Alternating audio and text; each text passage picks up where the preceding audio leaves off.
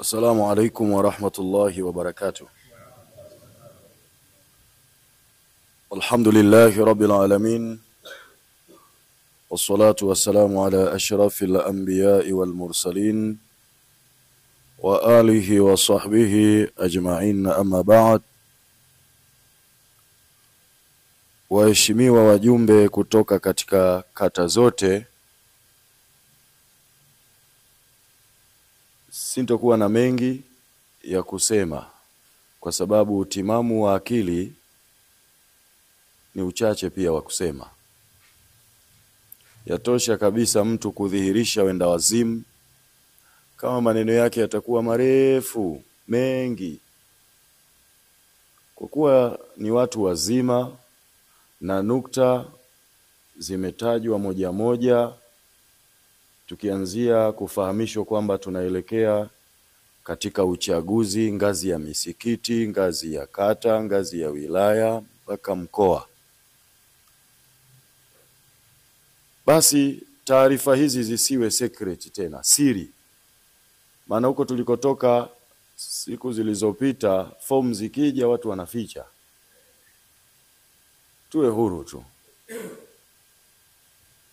wala zisifichwe, na watu wajue kwamba mwaka huu tunakwenda katika uchaguzi kuanzia ngazi ya msikiti, tukitoka tunakwenda kata, tukitoka tunakwenda wilaya, wa halumma jarra. Kwa hiyo taarifa hizi zifike misikitini kwamba fomu zitakapokuja tunaingia katika hili, tusifiche, kwa sababu Mwenyezi Mungu ndio malikal mulki tu'til mulka man tasha. Yeye ndio mfalme wa falme, anampa ufalme anayemtaka bana, anampa utawala anayemtaka. Kitokea kuanguka utaanguka tu, wala usiogope katika hilo. Lakini pia nijazie tu katika nukta ya katibu ambayo kesho, waalaikum salam, inataka maandalizi. Kesho inataka ifanyiwe maandalizi, kesho kutwa ifanyiwe kazi.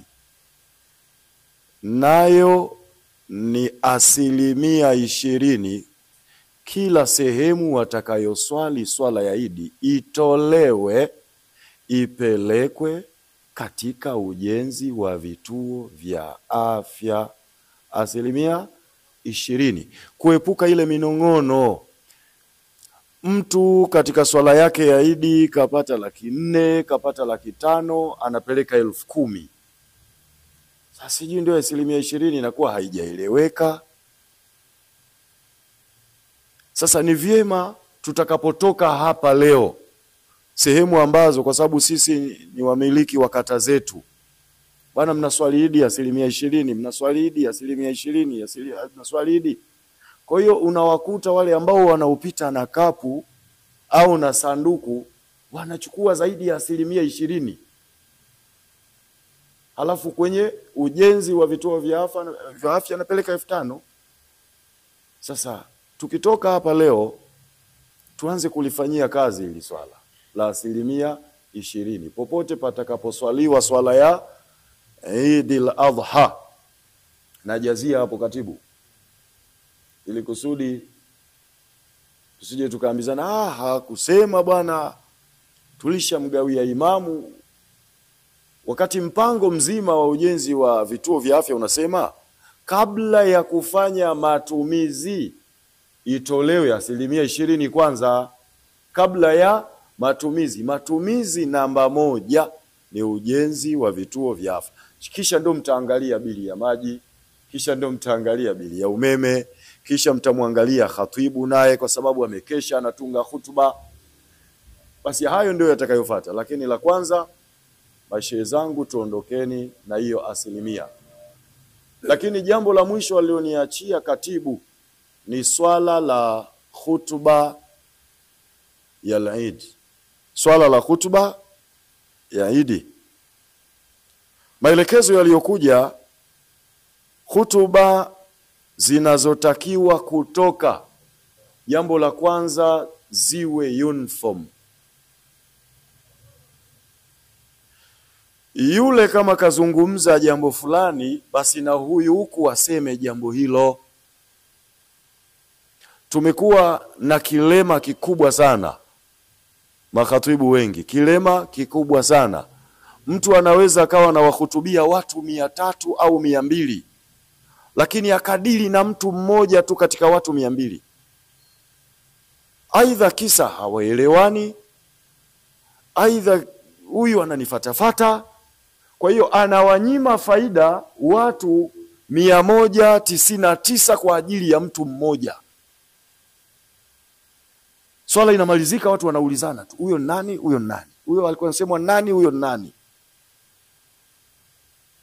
Kwa hiyo hutuba ziwe uniform.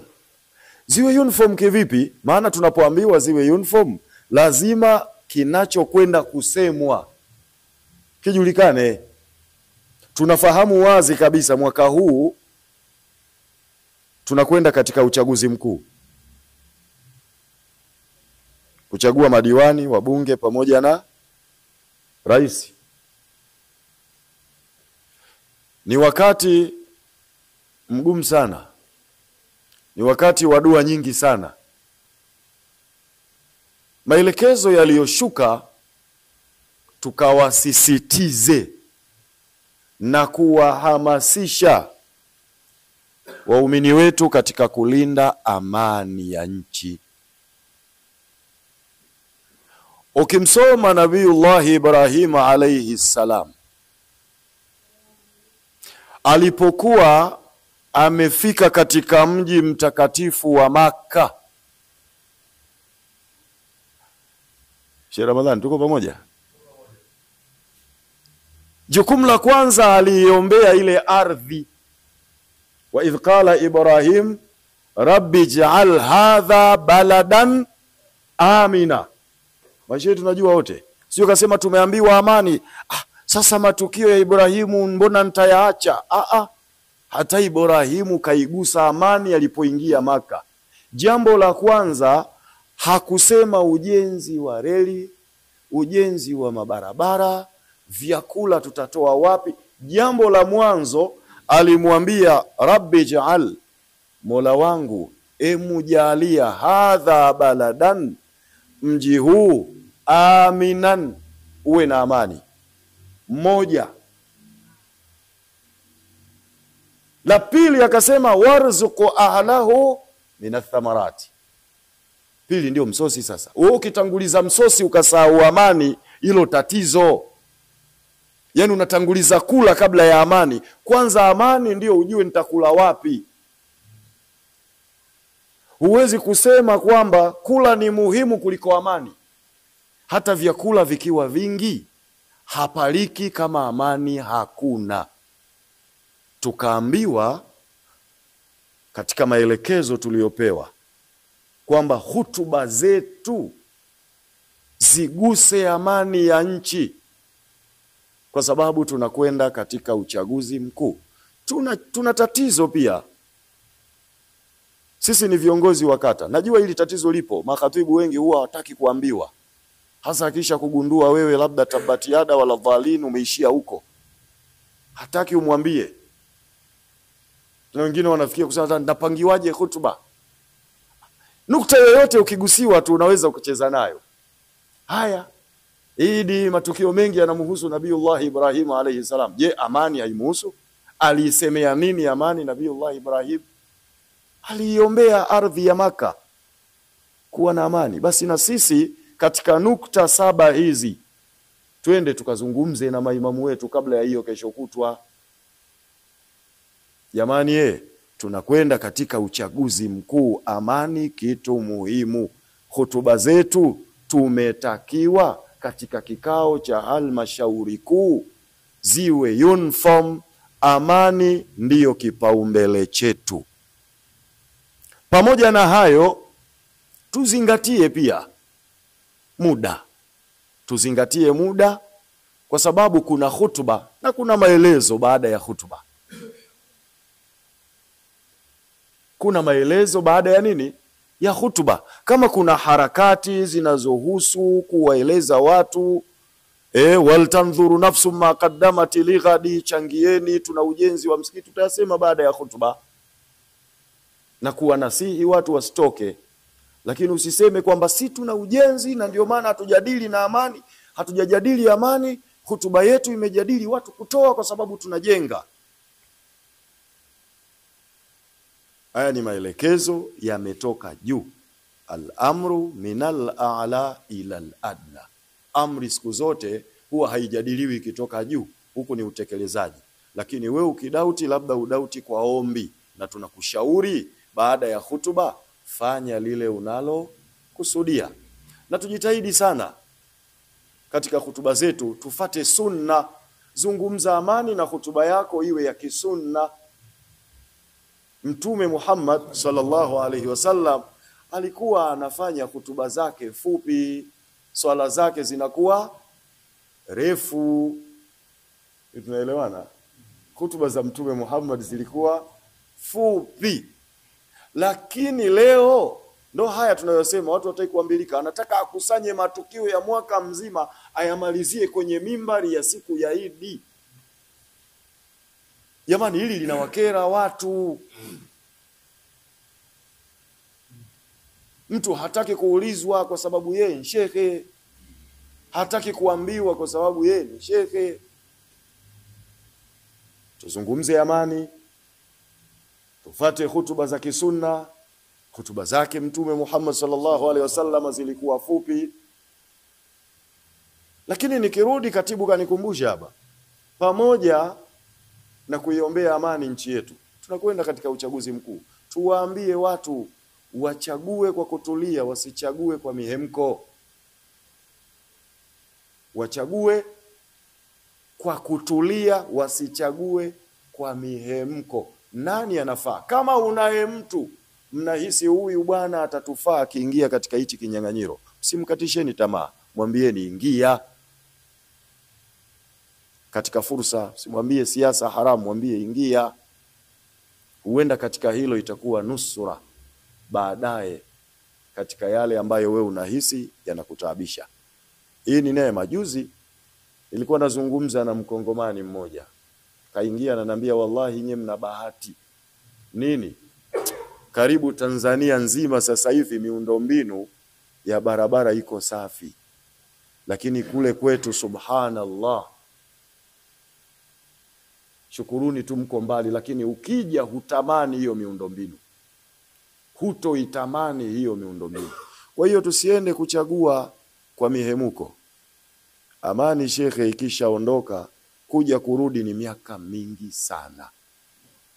Kwa hiyo nilikuwa najazia nukta namba 7 ili kusudi twende katika maazimio. Tulisema tunakwenda kuchutumia kama dakika 40 tu, ili kusudi na nyinyi mkajipange, mjue mnakutana vipi na wale makhatibu wetu, maimamu wetu. Bwana, jambo muhimu ni amani, na maagizo yametolewa pia. Ukitoa hutuba yako, kama kuna kamera, kama kuna simu, basi ile hutuba ichukuliwe, iingizwe katika magurupu ya BAKWATA. Magurupu yako mengi. Kila kata siku hizi ina magurupu, wilaya ina magurupu, mkoa una magurupu, na magurupu binafsi ambayo ni ya kitwarika. Kwa hiyo ukitoa hutuba, basi hakikisha hiyo hutuba yako imerekodiwa, aidha video, aidha audio, kwa sababu una simu yako. Alhamdulillah, unabonyeza. Hutuba inaingia. Baada ya hutuba tuone pia utekelezaji. Kama tutakwenda hivi tutafanikiwa, lakini tukisema kila mtu aende anavyotaka, kwa kweli itakuwa vurugu tu.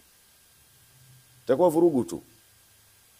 Ala sabili almithal, wenzetu wengi wakishamuona huyu mtoto idea yake ni dini, basi huwa analelewa kidini mpaka anakuja kuongoza dini. Sisi tuna bahati mbaya kidogo upande huo. Mtu leo unaweza kumkuta katoka kwenye ukondakta ndio imamu anakusalisheni. Na ndio maana tunabishana sana. Ukimwambia kahutubu amani, anakuambia hapana bwana, kuna jambo la muhimu, tuna ujenzi wa choo pale, lazima tuwaambie watu juu kwenye hutuba. Sisi huwa tuna mfumo fulani hapa Masjidi Jauhari, kuna mfumo fulani huwa tunautumia. Watu wakishapiga zile takbira wametulia, bado hapajaswaliwa Idi, hupata mimi nikasimama na nikaomba hiyo, kama ni choo, kama ni ujenzi wa ofisi, kama ni finishing ya msikiti, baadaye salatu jamia inasimama, swala inaswaliwa, hutuba inatolewa, huku tumeisha malizana kabisa. Lakini pia hata kama utafanya hivyo, usiwalie watu muda, ukachangisha dakika 45 watu wanasubiri kuswali, wewe unaomba tu sadaka. Leteni, umeleta kaburi watu hawajaleta, umeleta moto watu hawajaleta, umeleta mazabani watu hawajaleta. Usiendelee, unaendelea kuwalia watu muda. Jua kwa hilo, kwa siku hiyo hawako tayari. Kwa hiyo nukta namba 7 ilikuwa ni kujazia na kusisitiza hutuba zetu ziwe uniform. Kwa sababu si ni viongozi wa kata, basi twende tukazungumze na maimamu na sisi tuwe wa kwanza kulifanyia kazi hilo. Inshallah Mwenyezi Mungu atujalie tu wenye kufaulu.